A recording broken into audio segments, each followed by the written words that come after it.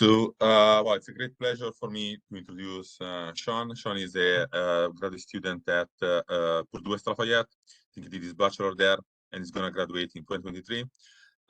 He's an expert in many aspects of machine learning, distribution shifts, interpretable models, and lots of interesting topics that I'm personally interested in. And so I thought it's a modern perspective on some research direction in machine learning.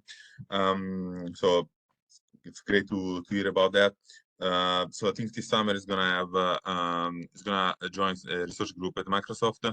I don't know after, but he has done many internships, many interesting work. So it's a great pleasure to have him in our seminars here. So thanks a lot for being here. Yeah, thank you. Do you want me to take over or share now? Yes, please take over. Sweet. Okay. Yeah, thanks everyone for having me.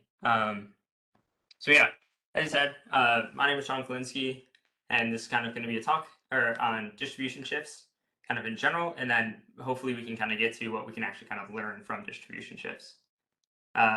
So this is kind of what I have planned for the next hour. Now, I do want to say that I would much prefer for us to only get through like 10% of this talk, but you guys walk away with a actual understanding of what was going on versus me get through 100% of this and everyone walk away and be like, dude, I have no idea what just happened. So feel free to ask as many questions as you want along the way. I would much prefer for this to be collaborative than me just kind of lecturing for an hour. But yeah, so kind of with that, this is what I have planned for the next hour.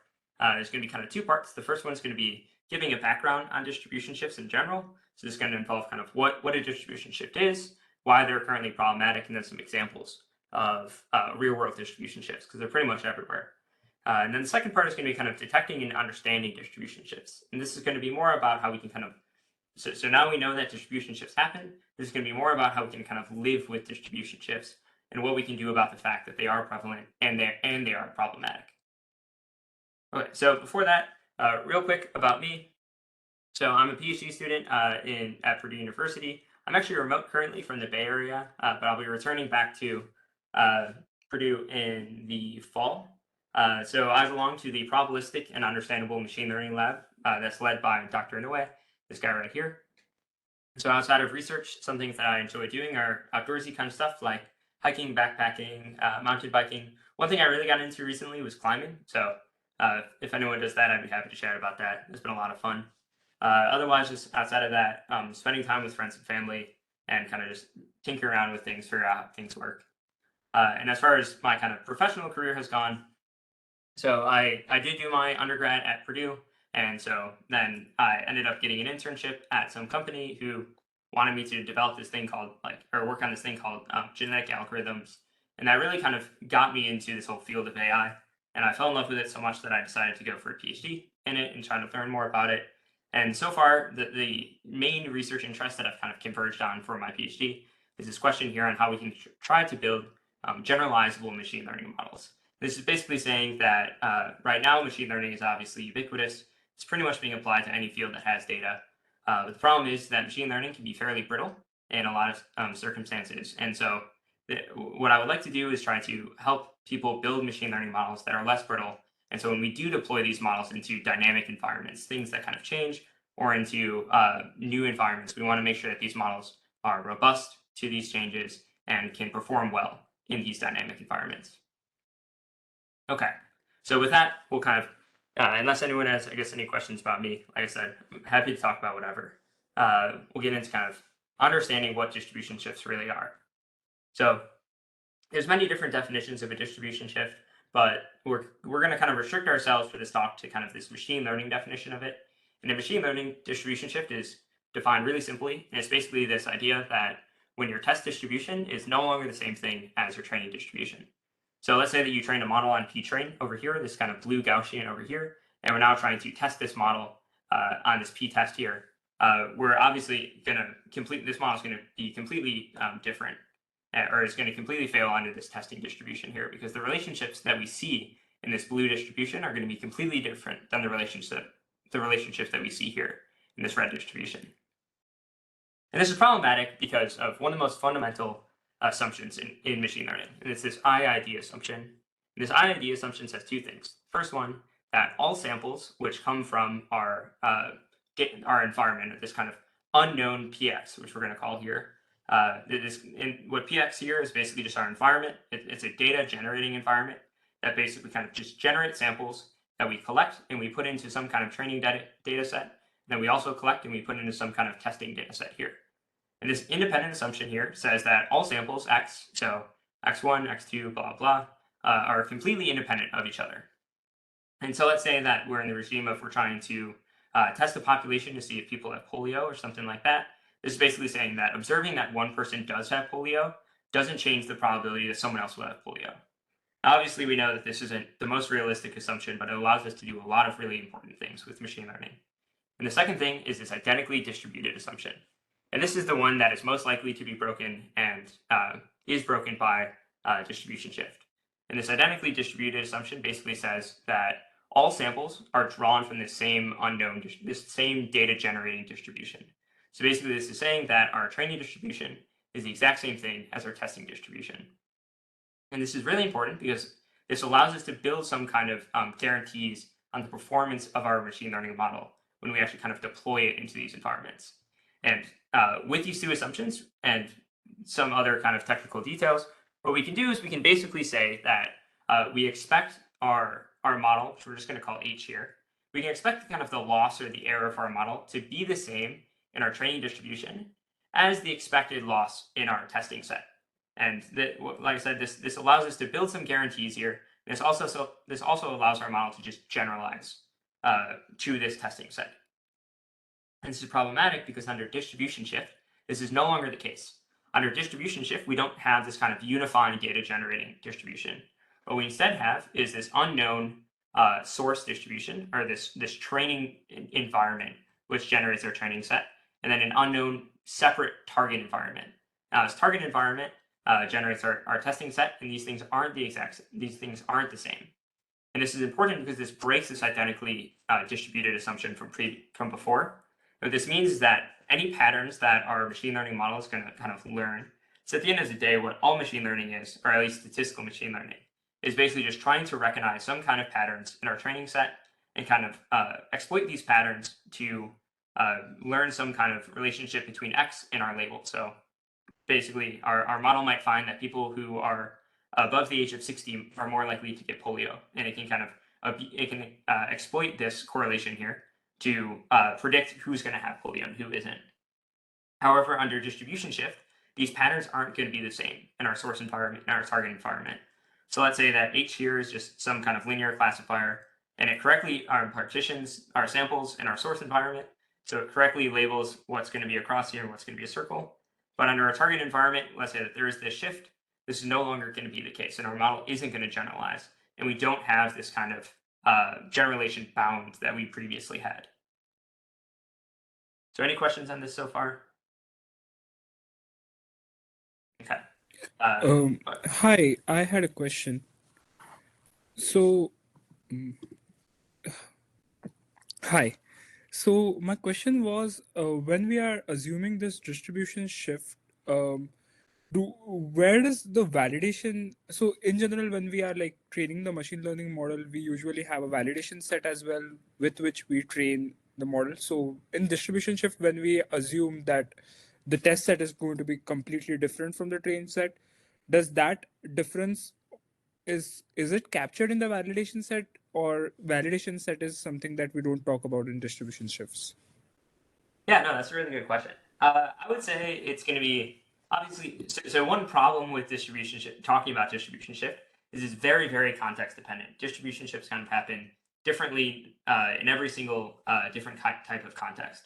But I would say that in most cases of machine learning, what you'll typically do is you'll build this training set here, and then you'll kind of split 20% of it off to be your validation set. Right. So I guess in normal cases like that, this distribution shift won't happen between our training set and our validation set. And then it's only kind of when we deploy this model and our environment potentially changes that we'll see this distribution shift. Right.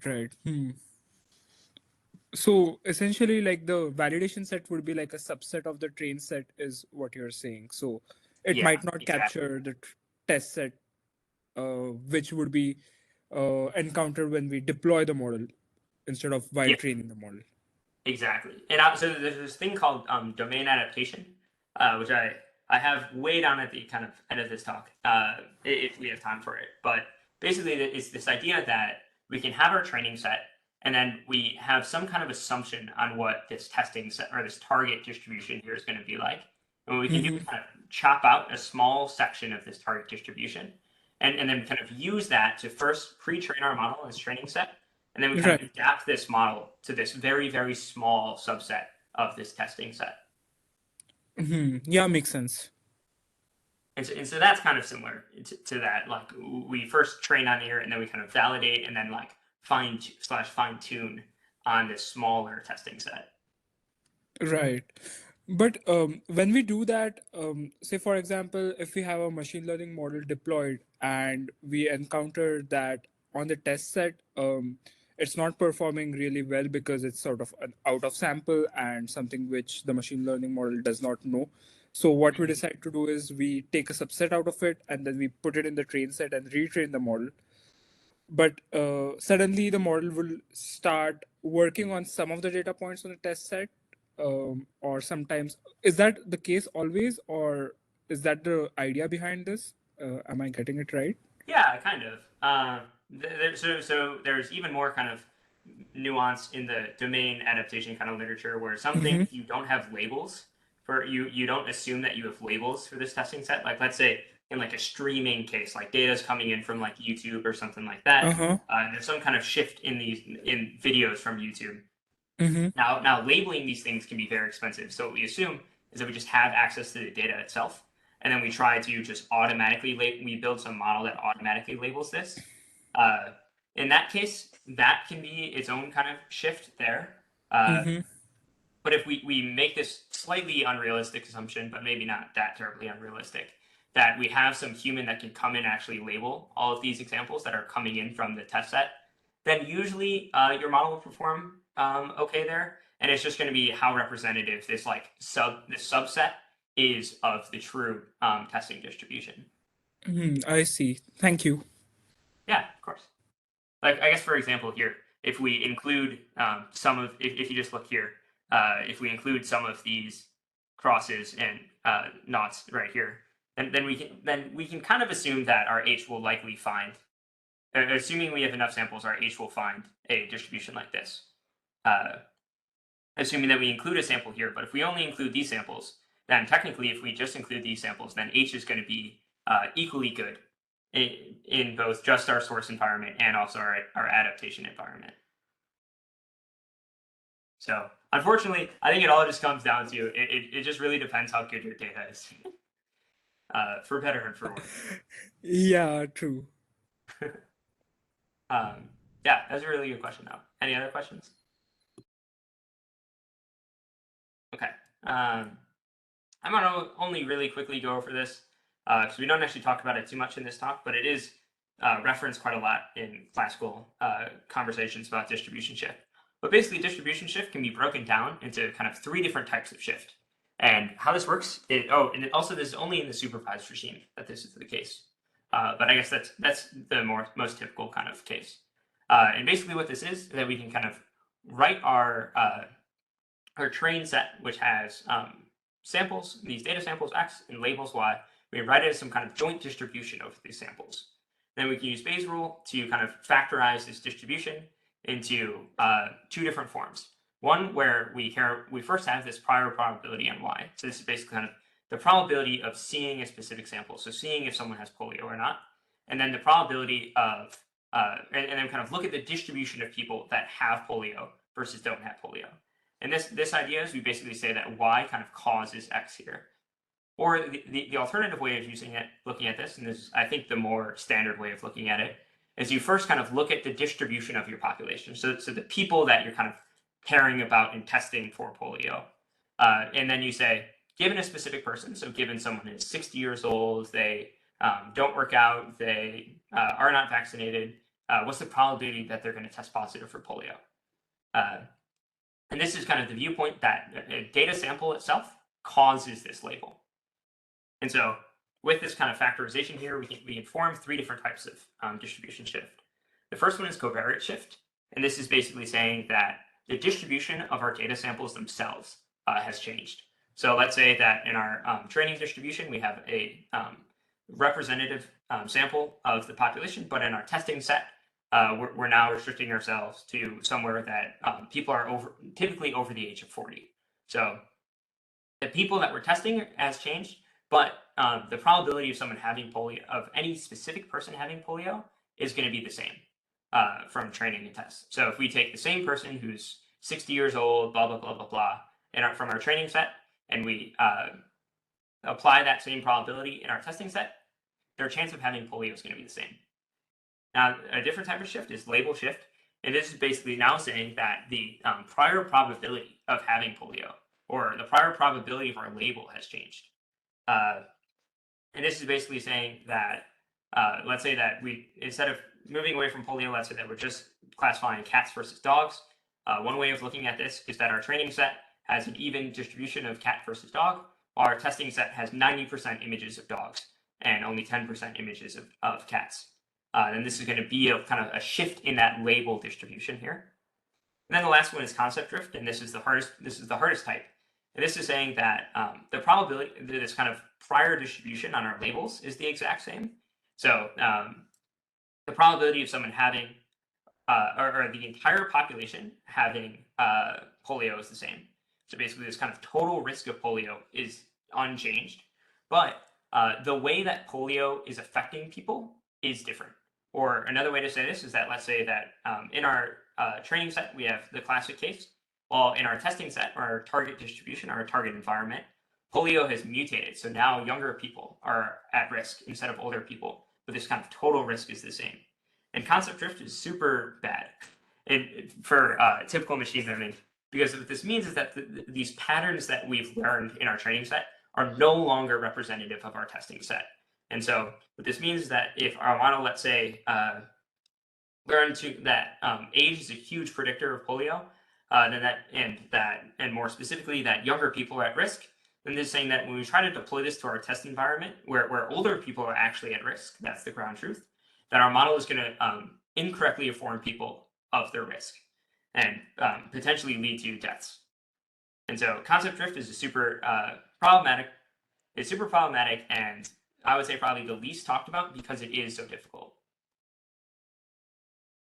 So I guess, so this is, so far what we've kind of learned is what distribution shifts are.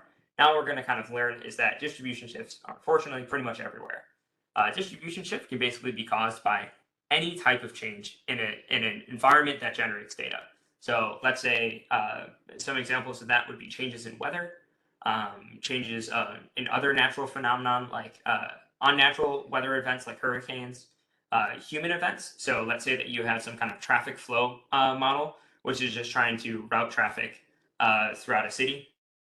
And now the Super Bowl comes to that city, or a concert comes to that city. That's going to be a distribution shift. Or COVID-19 caused a massive distribution shift in terms of like prices of houses. So if you're trying to predict the prices of houses in San Francisco, a lot of people moved out of San Francisco during COVID-19. And so that's going to completely change this kind of predictive model there. And then another type of shift is anytime you try to apply a model onto a new domain. So there's this really good benchmark distribution shift data set called the Stanford Wilds data set. This has a massive kind of collection of real world examples of distribution shift. And a really kind of exemplar case from that is this Chameleon 17 data set. And it's basically saying that we have tissue samples from 5 different hospitals. And our goal is to build a model which can predict whether a specific tissue sample contains tumorous cells or not. So basically kind of a cancer detection model. And collecting data in the kind of hospital domain, or kind of just healthcare domain as a whole, is very expensive and like riddled with litigation. So it's very difficult to kind of generate more and more samples. And so what we want to do is we want to kind of train a model to predict cancer on images from 3 hospitals, but then we want to kind of this model to generalize to tissue samples from hospitals across our network. So let's say we have 5 hospitals, we want to train on 3 and kind of deploy it onto all 5 hospitals. Well, this would be an example of a distribution shift whenever we deploy onto kind of a new hospital. We're going to kind of see some examples of this down the line. But another very kind of classic and funny, potentially fun example is if we Google the word face mask in 2018 versus if we Google the word face mask nowadays, we would get very different results.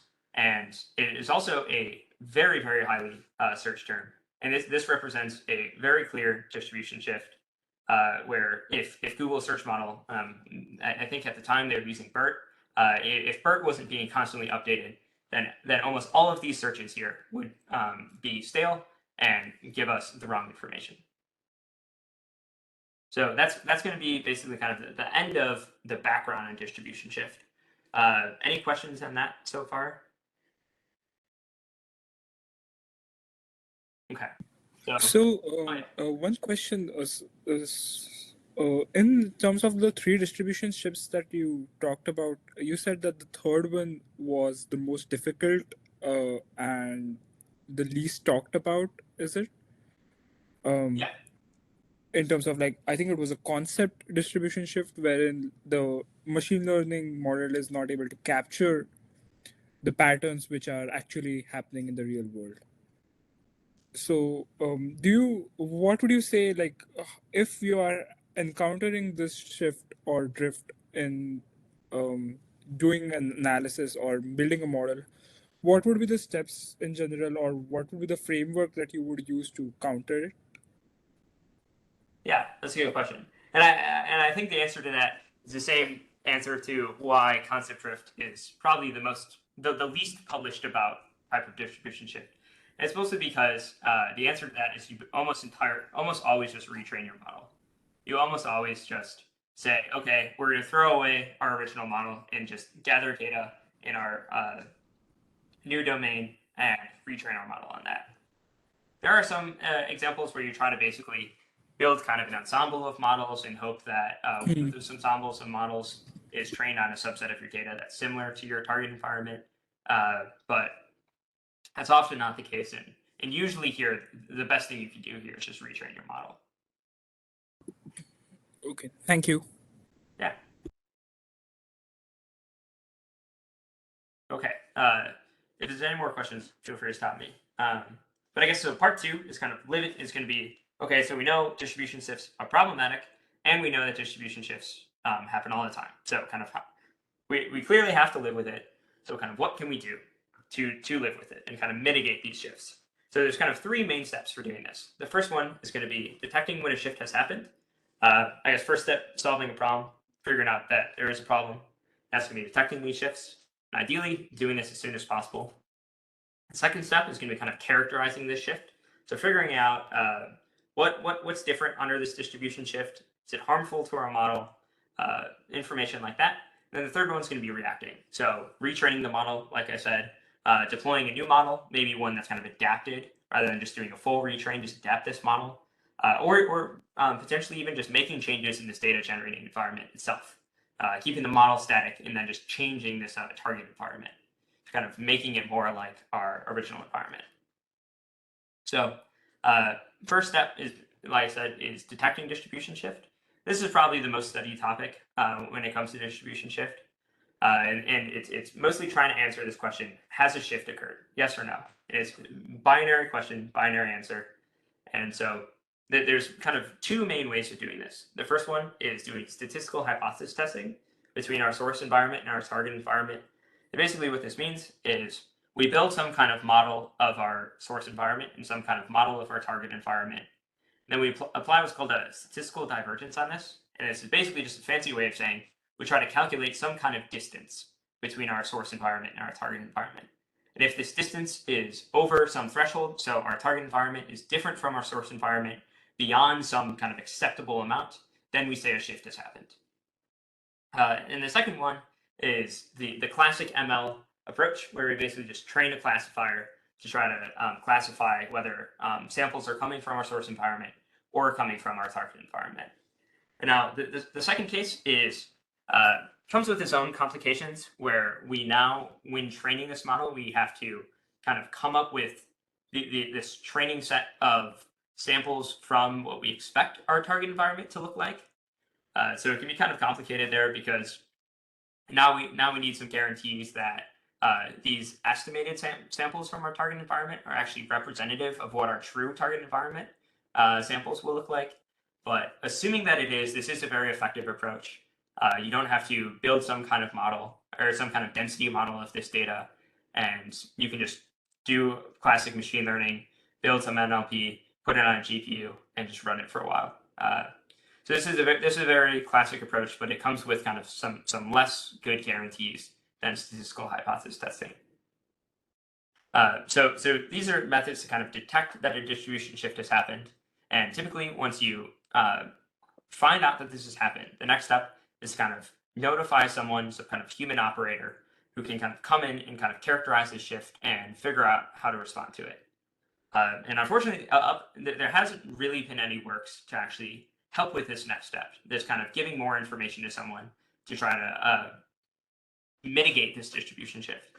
And so our first attempt in trying to fix this problem is we developed this thing called feature shift detection, which is basically trying to moving from detecting a shift in a joint distribution. So basically just saying, is our source environment different than our target environment?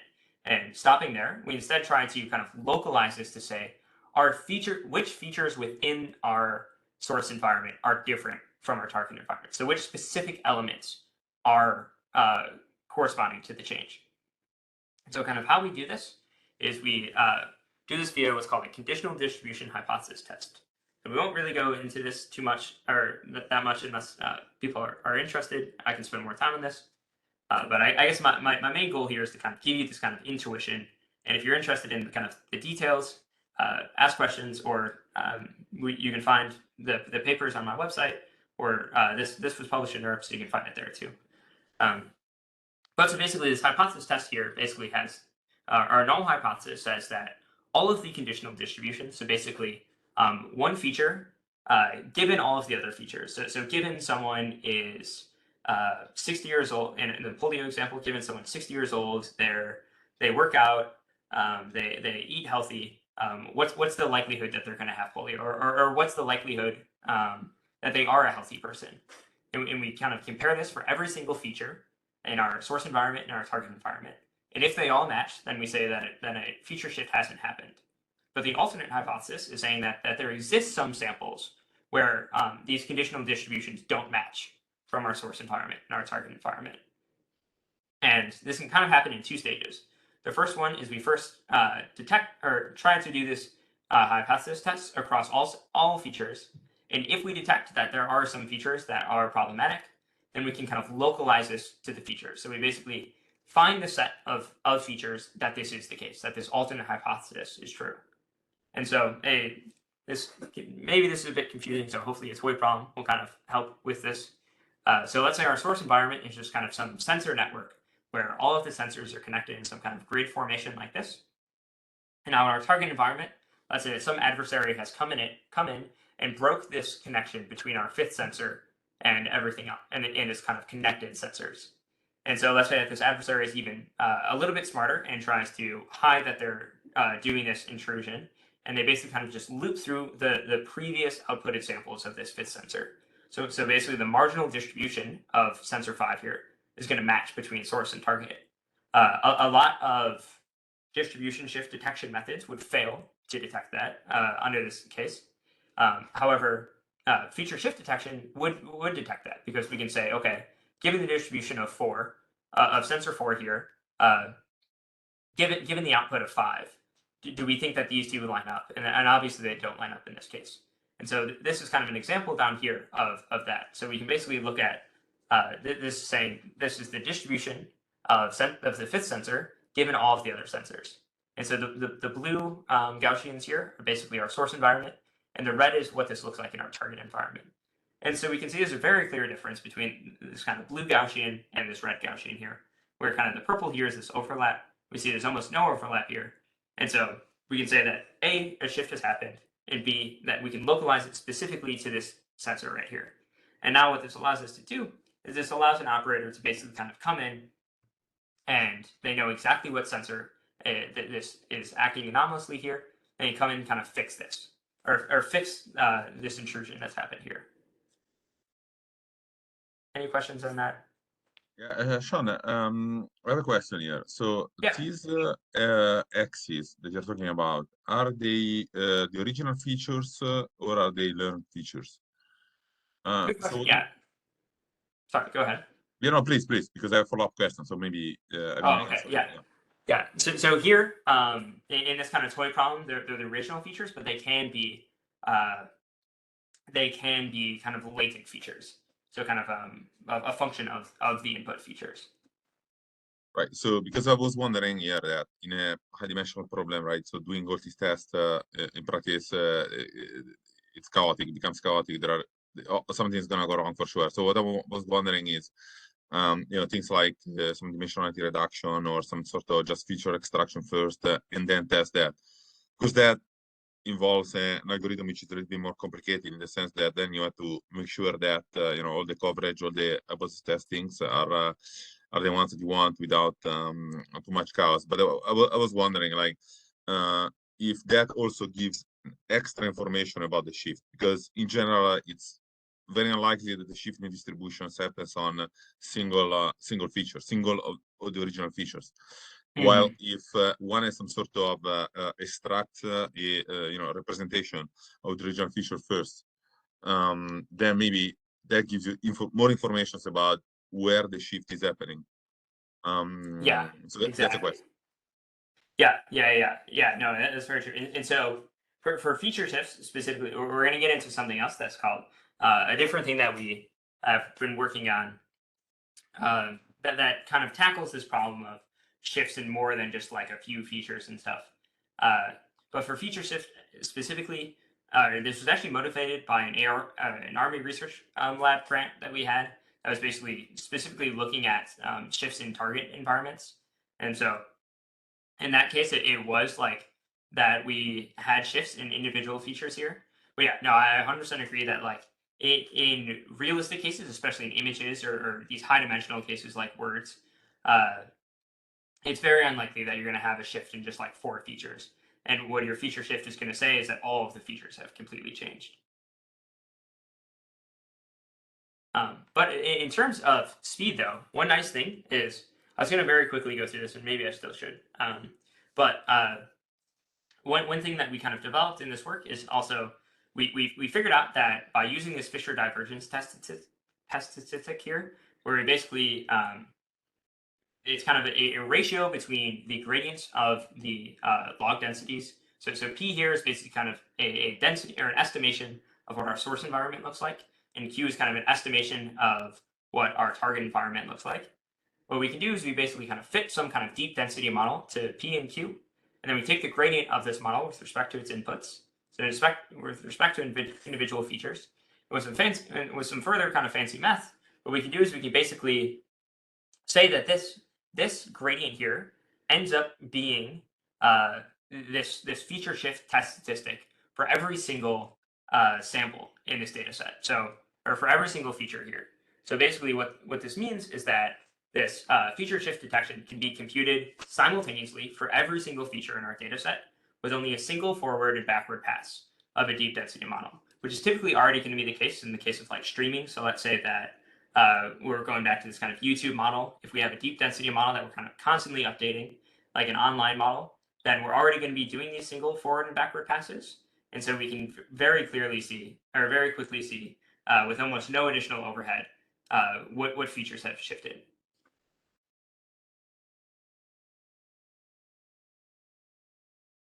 Any questions with that? We're going to move on from feature shift here. But any questions about that? Good. Okay, thanks. So yeah, so feature shift basically gives us a little bit more than just that kind of binary information that we had before, which is basically has a shift occurred, and then it then kind of tells us what features have shifted. But as you said, this isn't exactly the most this isn't applicable in all scenarios, because very often shifts, all features will shift. You won't have kind of just a small subset of problematic features, I guess, unless you work on potentially a disentangled latent space. But so now we know that a shift has happened, and we potentially know that it's happened on a few features, or we're potentially even in a more complex scenario. We still need to know more information in order to kind of respond effectively. And so this is problematic because this is a complex problem, as we saw before, as we've seen previously. Distribution shifts are incredibly complex, and we now some human needs to kind of come in and try to understand what's happened in this distribution shift in order to effectively respond. The kind of current approach for this is to see how kind of the means have shifted. It's kind of there's not been any works on this so far, so kind of the de facto standard is basically just seeing how your mean, comparing the mean of your source distribution to the mean of your target distribution. But this can be fairly problematic because this only gives you a very rough approximation of the shift, and it can miss very crucial information. So for example, let's say that this is our ground truth distribution shift, that our source distribution was here, and then our target distribution is some kind of shifted Gaussian with a inverse relationship between x1 and x2 here.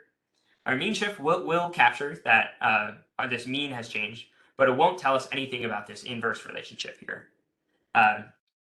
So what this means is that what we need is some way of explaining these complex shifts to an operator, explaining to an operator how the source distribution shifted to the target distribution, so that they can kind of more effectively respond to these shifts. And in our most recent work, this is basically, we hypothesized that this could be done via a transport map from the source distribution to our target distribution. Where a transport map is basically kind of a function that takes points from our source distribution or from our training set and kind of maps those points onto our target set here. This goal is that this transport map here kind of aligns these two distributions. And the intuition here is that that a distribution shift can kind of be seen as a movement along a distributional space. So a movement from our source distribution to our target distribution. And if we can capture that movement by these transportation maps, then these transportation maps can be an explanation themselves. And further, if these transportation maps are interpretable, then they themselves can be given to an operator, and they can exactly see how the source distribution shifted to the target distribution. So for example, here we just have a shift in the mean of these Gaussians. We can exactly capture this by a transportation map that captures that. So one problem with this is that there's kind of an infinite number of mappings between distributions, and furthermore, we have no kind of guarantees that these mappings are going to be interpretable. So our next goal is to kind of figure out, one, how to align these two distributions, and two, how to do it in a way that is interpretable. So for the first step, to align these distributions, what we can do is kind of look at prior optimal transport work. And optimal transport is basically kind of a field, a massive field of research that's recently kind of come into the machine learning world. And it's basically it's this problem where you're trying to find some kind of alignment between distributions in a way that this mapping between distributions moves points as little as possible. So it does some kind of minimal cost mapping. And this is good because this satisfies this alignment criteria. But the problem is that optimal transport has no guarantees on the interpretability of these mappings. So what we can do is we can basically relax this kind of relax this alignment constraint. And now we say that we just want to penalize our transport map if it doesn't align these two distributions, but not necessarily say that it absolutely has to do that. And then what we can also then do is restrict our transportation map to belong to some kind of set of interpretable mappings. We'll get into what this set of interpretable mappings is here in a sec, but for now, let's just assume that we kind of know what that is, or that's kind of given to us. So given some kind of set of interpretable mappings and some kind of cost function, where a cost function can basically just be, let's say, like the Euclidean cost or something. What our goal here is to find some kind of mappings that is interpretable, and moves points as little as possible from their original location to their image under this transportation map. And the intuition here is that our TIIT here gives us a mapping that is faithful, meaning that it should align these two distributions with proper setting of kind of lambda here. It is interpretable, meaning that our transportation map is in this interpretability set, and it's simple in the sense that it kind of minimizes this transportation cost. Well, I'm not going to harp on this simple aspect too much. The kind of intuition between this is basically that if we move x as minimal as possible between its original location and its image under our transportation map, that means that we will hopefully preserve as much information from the source distribution as possible. And that each sample kind of under this new testing set is going to be as similar to the sample as it originally was under this training set. And now, this set of interpretable mappings can be defined based on context, because that's, like I said previously, distribution shifts are heavily context dependent, but they can also be defined using some of the predefined methods that we came up in this paper. One is kind of the sparse feature mappings, which basically move only individual features in this kind of sparse manner, or this kind of cluster-based mapping. And this kind of cluster-based mapping here that we're going to talk, or that I mentioned previously, is basically used to kind of see how different groups move under a distribution shift. And kind of how this works is you find clusters in your source distribution and clusters in your target distribution.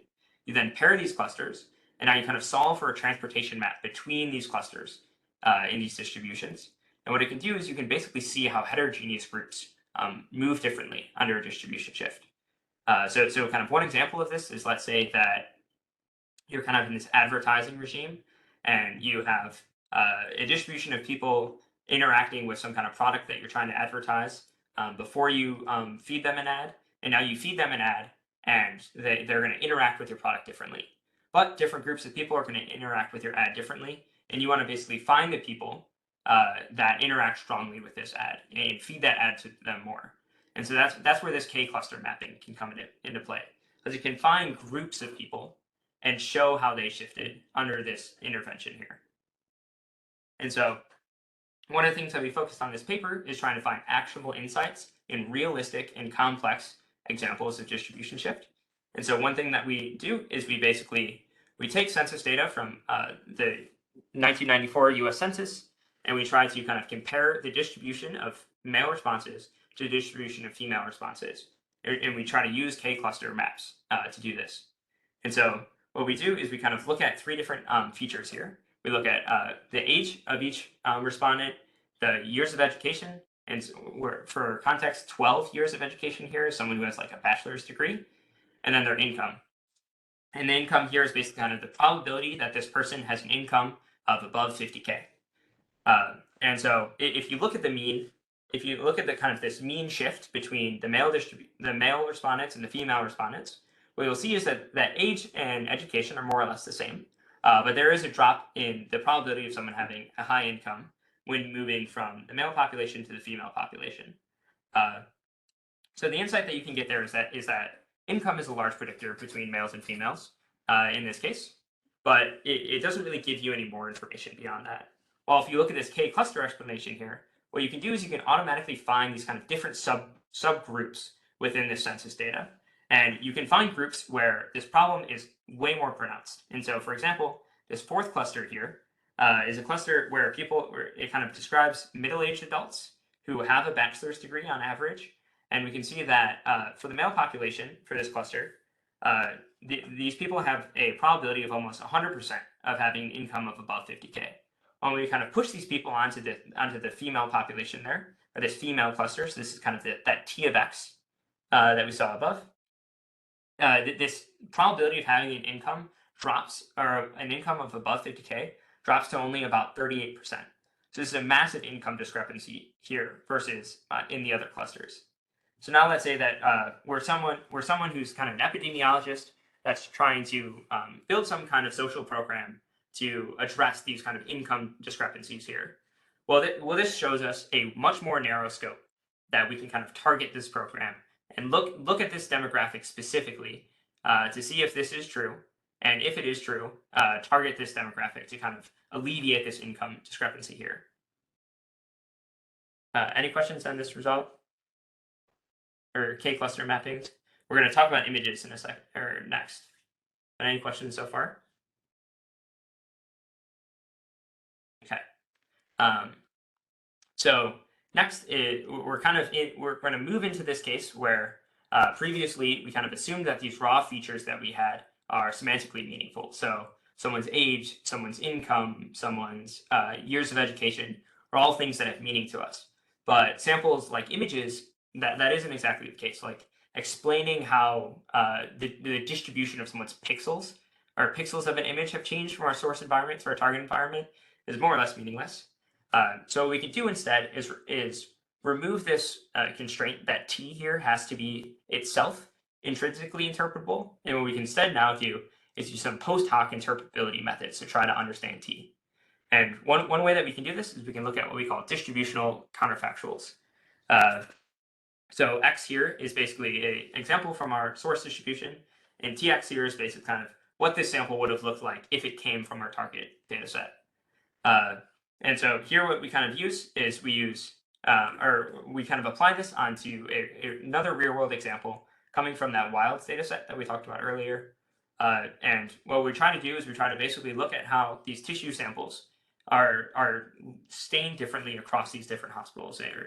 And so how these tissue samples are stained is basically you first take someone, you get a tissue sample from them, you apply some kind of H&E dye to it, 2 forms of dye, and then you image this, and then you kind of upload this to this server. And we want to train a model to basically kind of take in these tissue samples, detect if there's a tumor in them or not, and then we can kind of report whether that person has a high likelihood of cancer or not. Now we can see here, or previously we weren't really sure kind of what is the difference between these samples coming from these different hospitals.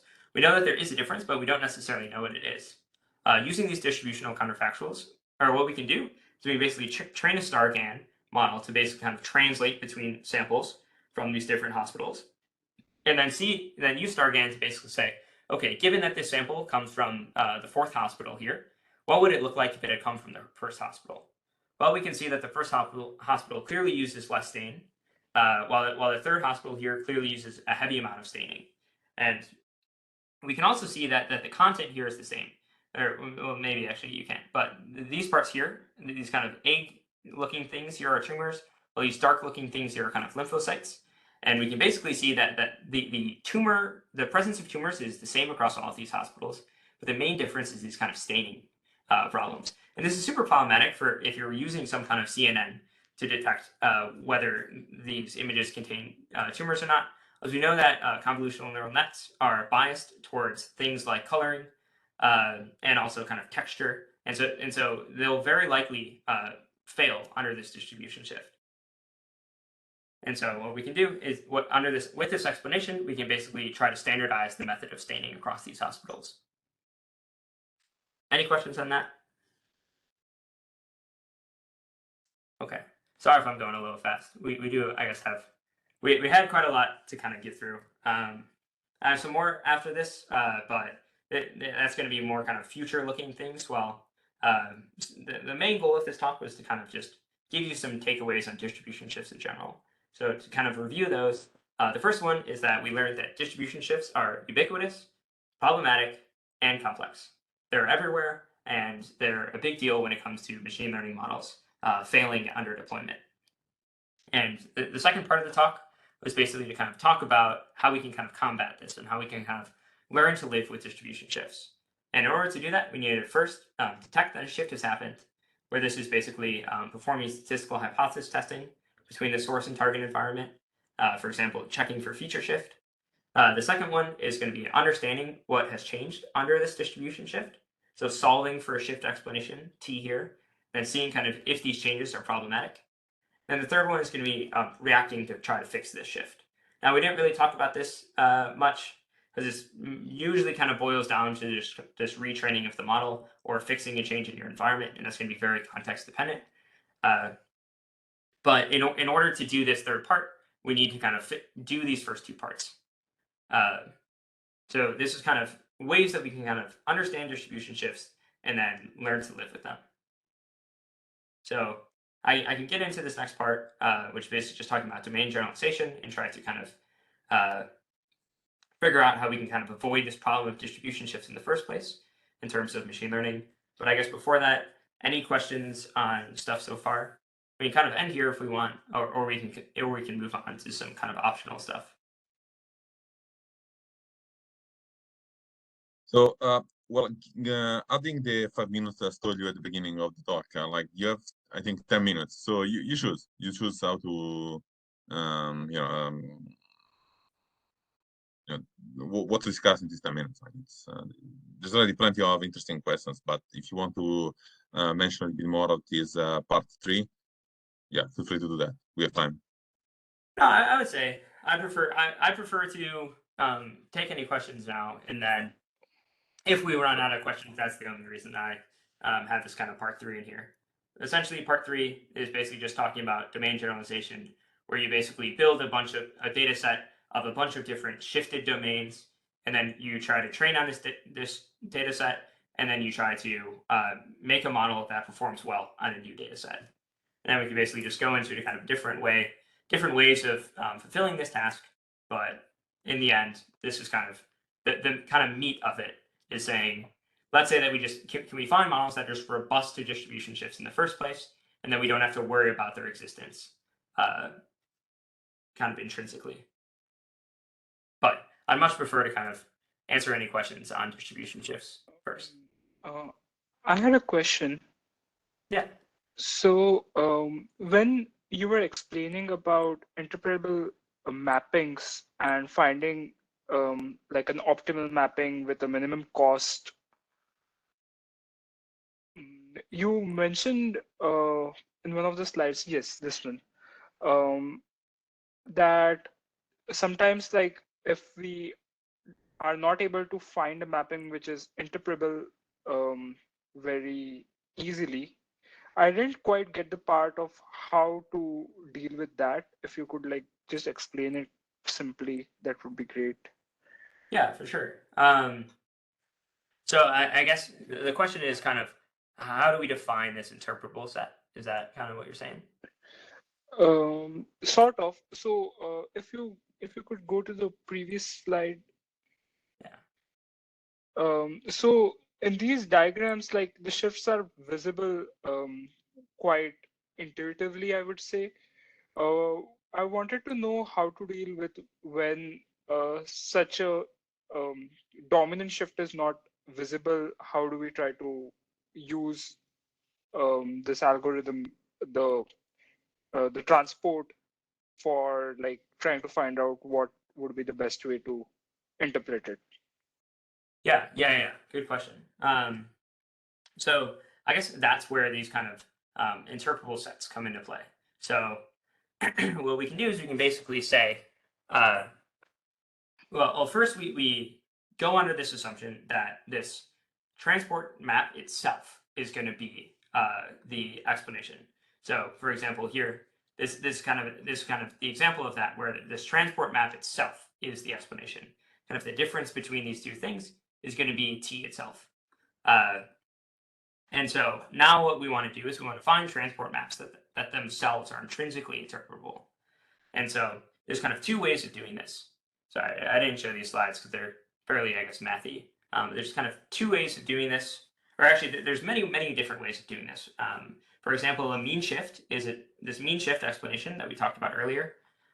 It is a form of interpretable mapping, right? It's just looking at this difference in means. You can just report that, and people kind of intuitively understand that. Right. In these cluster-based mappings, what you do here is you just take you show you can kind of give someone an understanding of what these clusters are, and then here, let me show you. You can give someone an understanding kind of what these clusters are, and then you say, okay, for each point here, what I'm going to do is I'm going to move it slightly left. For each point here, what I'm going to do is I'm going to move it slightly up and to the right. And now you can get an understanding for this simple case of how these distributions changed here, or how these kind of clusters changed here. And now we go to this more complex case with U.S. Census data, we can't exactly really visualize this. Right. And then we look how these clusters specifically moved here. And we do this in a way that we restrict it so that we only add kind of like this constant factor here to each cluster.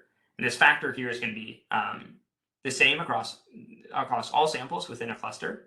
And what that means is that we can basically just look at this delta here every single time for each cluster and get an understanding of how these clusters moved.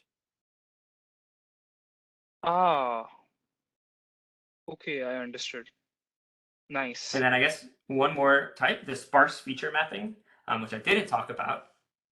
This is basically saying what we do is we only move points along one dimension at a time. So it's a lot easier to see how points have moved across one dimension versus then how points have moved across, let's say, 100 different dimensions in kind of your joint distribution. So what we do is we just kind of align distributions one feature at a time. And we kind of build on this understanding of, oh, okay, we know how these features have moved in this space or in this direction here. Now let's understand how they move in this kind of vertical direction here. And when we kind of combine all these, we can kind of iteratively learn how this joint distribution has shifted. What is the assumption that we do while making this sparse feature map? Is there an assumption that we make while doing this? Is there some? Not necessarily. Under the hood, what these sparse feature maps do is they basically solve for an optimal transport map between these two distributions. So I guess or the first assumption is that the optimal transport map is tractable or solvable, which isn't exactly Of course. in very high dimensions because optimal transport maps, I think, have like cubic complexity with the number of samples. And so as you bring more and more samples, or it's either number of samples, number of dimensions, one of the two. So as you bring more and more samples, it gets very expensive to calculate this. And as you go into higher dimensions, these mappings are going to be less and less good. Right. Understood. Thank you. Yeah. Other questions?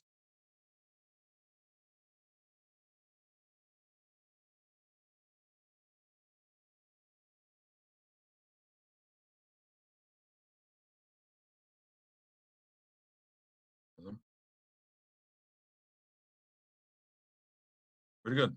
So, well, before thanking Sean for the great talk, we just want to mention that next week we have another seminar. I think it's 9:30 a.m. Tuesday, maybe.